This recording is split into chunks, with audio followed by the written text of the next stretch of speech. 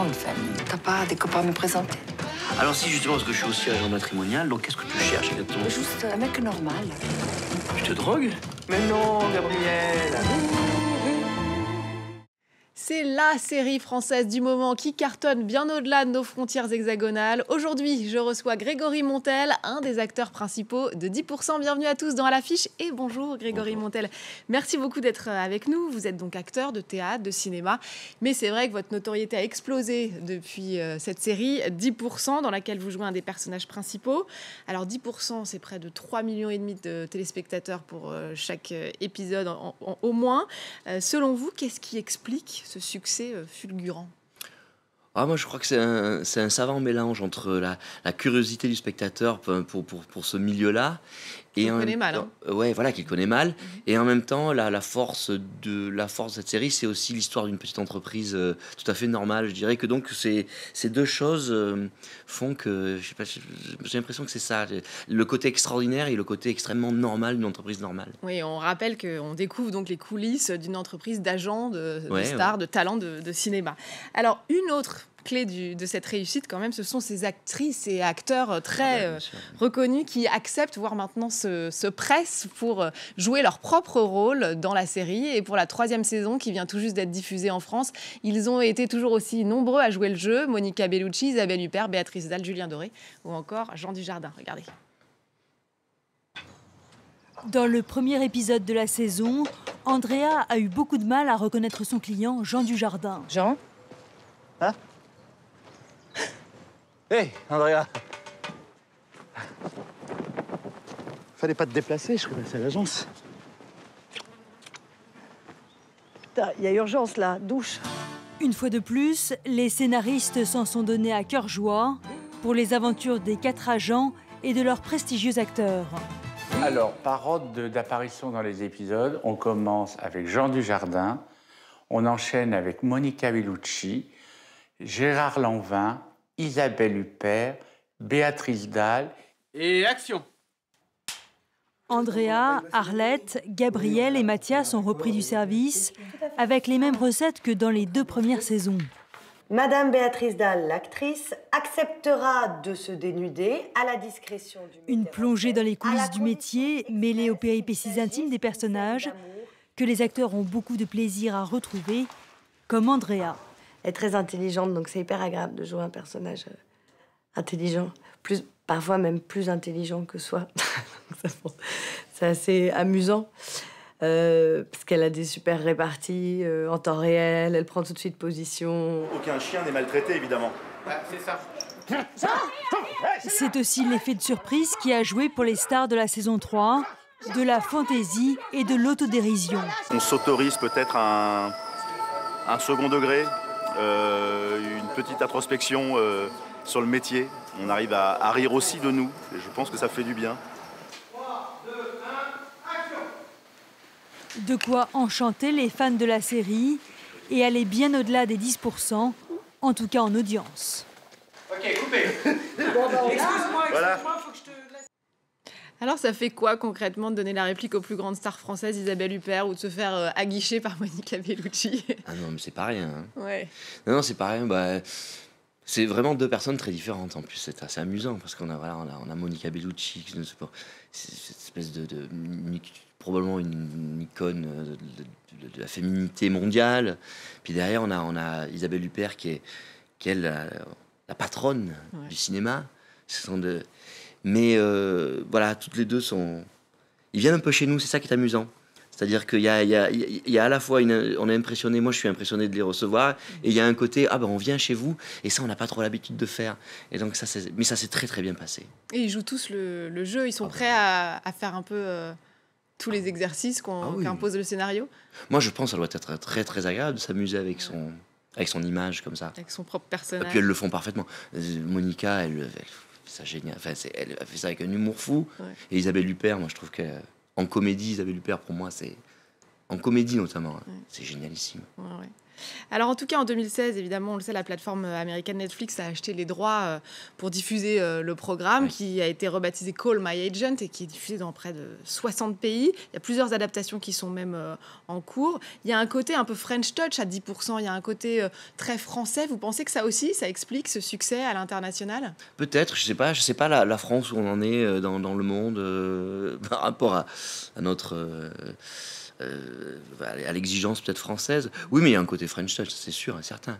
Mais j'ai quand même l'impression que bon, cette année c'est particulier puisqu'on avait quand même des guests qui étaient connus dans le monde entier. Isabelle Huppert est connue dans le monde entier, Jean Dujardin évidemment désormais aussi, Monica Bellucci. Bon, c'est vrai que ça doit favoriser. Je pense que ça favorise cette année voilà. Mais les années précédentes, peut-être que voilà, Lynn Renaud, Françoise Fabian, peut-être qu'aux États-Unis on les connaissait pas, mais on va voir ce que ça va donner sur Netflix cette année. Je pense que ça peut être encore plus important.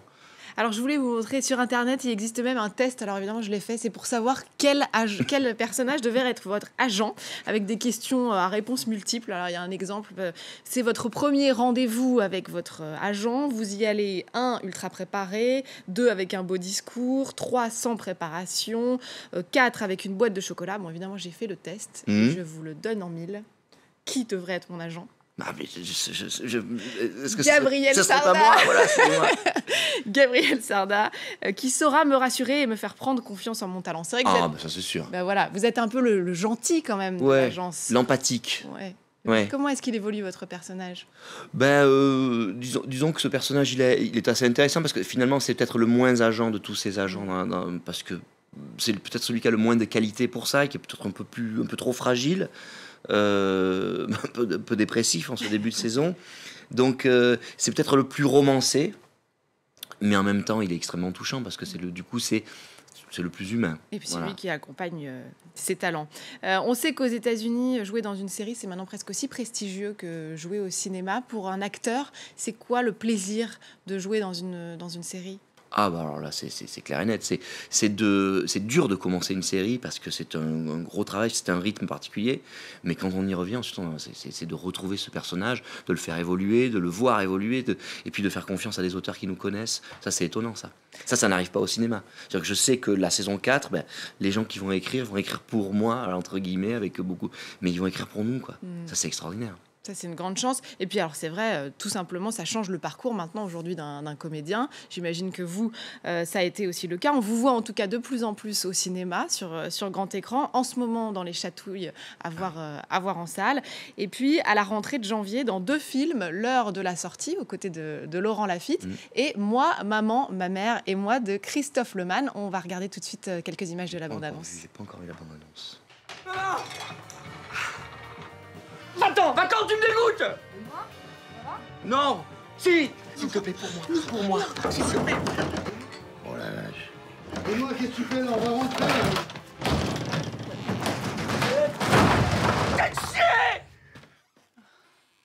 Mais qu'est-ce que vous avez à gueuler comme ça ? Vous aviez des secrets, vous, avec maman ? Des trucs qu'elle vous demandait de pas dire ? Oui. Mais je rêve, c'est un miracle.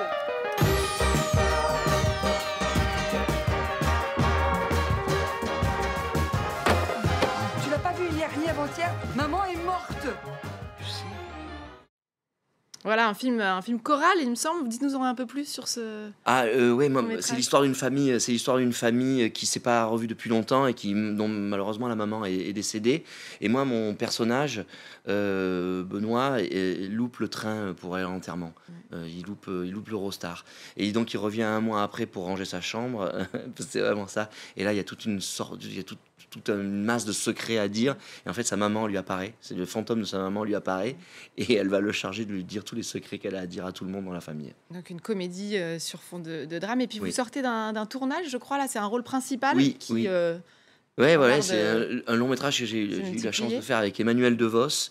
donc qui est ma partenaire dans le film, et c'est le deuxième long métrage de Grégory Magne. Voilà, pour l'instant ça s'appelle L'Inspiratrice, mais nous n'en savons pas beaucoup plus, ça va probablement changer. Et ben on guettera en tout cas tous vos projets sur grand écran et puis évidemment sur petit écran avec la suite de 10%. On finit avec le coup de cœur culturel de nos invités. Je crois que vous vouliez nous parler de musique François and the Atlas Mountain. Et oui, parce que alors malheureusement j'ai pas pu y aller parce que j'étais malade, mais il était en concert très récemment à la Maison de la Poésie.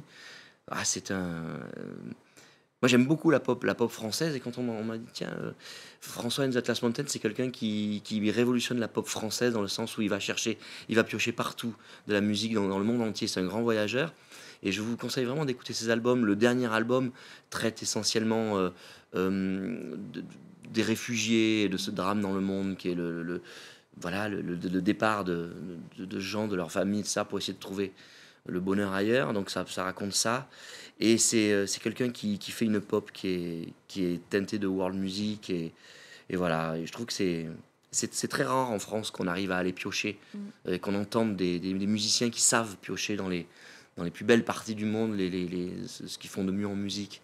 Voilà, François and the Atlas Mountain, je recommande vraiment.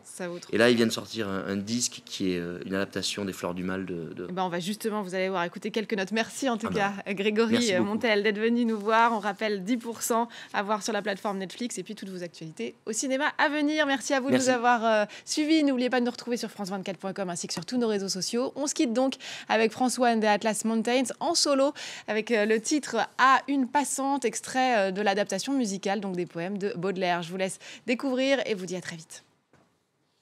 C'est par ici que ça se passe. Dans son œil, ciel vide, où germe l'ouragan, la douceur qui fascine et le plaisir qui tue.